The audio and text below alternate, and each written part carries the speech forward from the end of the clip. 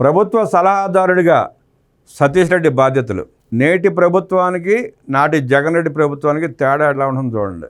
నాడు సలహాదారులంతా జగన్ రెడ్డి భజన బ్యాచ్ అయితే నేటి సలహాదారులు మేధావులు, రాష్ట్రానికి ప్రజలకు ఉపయోగపడేవాళ్ళు. నాటి సలహాదారులు ఏం చేశారో మనకు తెలియదు. 100 కోట్లు ఖర్చు పెట్టారు. ఒక్క సలహాదారు ఒక్క సలహా ఇచ్చింది లేదు.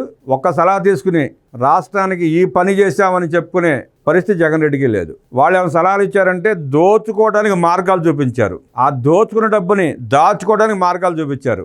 అంతే తప్ప జగన్మోహన్ రెడ్డి తెచ్చుకున్న ఏ సలహాదారుడు కూడా అనాకాని పైసాకు ఒప్పవాళ్ళ 100 కోట్లు మాత్రం దోచేసుకున్నారు. సాక్షిలో పనిచేసే వాళ్ళంతా సలహాదారులే. ప్రభుత్వం దోచిపెట్టారు సాక్షి ఉద్యోగస్తులకి. ఇక్కడ ఉద్యోగాలకు జీతాల పేరు చెప్పి బేబక్క దోచుకుంది. అంటే సాక్షిలో పనిచేసేవాడికి ఎవరికి కూడా 5 సంవత్సరాల జీతాలు ఇవ్వాల.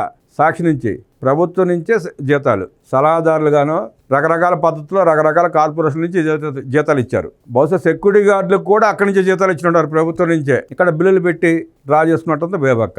మంగళగిరి ఏపీఐఏసీ కార్యాలయంలో గురువారం ఏరోస్పేస్ డిఫెన్స్ మ్యానుఫ్యాక్చరింగ్ హబ్కు రాష్ట్ర ప్రభుత్వ సలహాదారుడిగా నియమితులైన డిఆర్డీఓ మాజీ చైర్మన్ జి సతీష్ రెడ్డి బాధ్యతలు స్వీకరించారు. ఈ కార్యక్రమానికి ముఖ్య అతిథిగా ఎంపీ శివనాథ్ హాజరయ్యారు. సతీష్ రెడ్డికి పుష్పగుచ్చం అందించి శుభాకాంక్షలు తెలిపారు. సతీష్ రెడ్డి మాట్లాడుతూ ఏరోస్పేస్ డిఫెన్స్ మ్యానుఫ్యాక్చరింగ్ ఇండస్ట్రీ హబ్కు తనని గౌరవ సలహాదారుడిగా నియమించినందుకు ముఖ్యమంత్రి చంద్రబాబుకు కృతజ్ఞతలు తెలిపారు. Kesineni Sivanath parliamentary standing committee మెంబర్గా ఉంటూ జాతీయ స్థాయిలో పారిశ్రామికవేత్తలను కలిసి రాష్ట్రానికి పరిశ్రమలను తీసుకొచ్చేందుకు ప్రయత్నిస్తున్నారు. వీరందరి సహకారంతో చాలా త్వరగా పారిశ్రామికంగా అభివృద్ధి చెందేందుకు కృషి చేస్తానని తెలిపారు.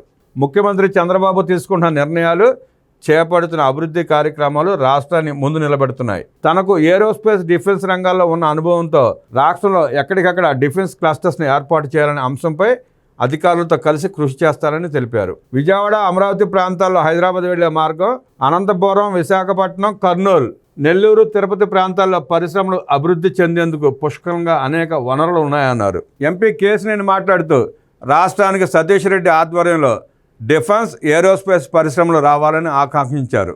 ఆయన అనుభవాన్ని రాష్ట్రానికి ఉపయోగపడే విధంగా ఏరోస్పేస్ డిఫెన్స్ మ్యానుఫ్యాక్చరింగ్ హబ్కు రాష్ట్ర ప్రభుత్వ సలహాదారుడిగా నియమించినందుకు ముఖ్యమంత్రి చంద్రబాబుకు ధన్యవాదాలు తెలిపారు. గత 8 నెలల్లో రాష్ట్రానికి ఎన్నో పరిశ్రమలు తీసుకురావడం జరిగిందన్నారు. డిఫెన్స్ పరిశ్రమలను రాష్ట్రంలో ప్రోత్సహించేందుకే సతీష్ రెడ్డికి ఈ బాధ్యతలు అప్పగించడం జరిగిందన్నారు. రాష్ట్రంలో పరిశ్రమల ఏర్పాటు విషయంలో డిఫెన్స్, ఏరోస్పేస్ రంగాలకు చెందిన పరిశ్రమలకు మంచి భవిష్యత్తు ఉంటుందన్నారు.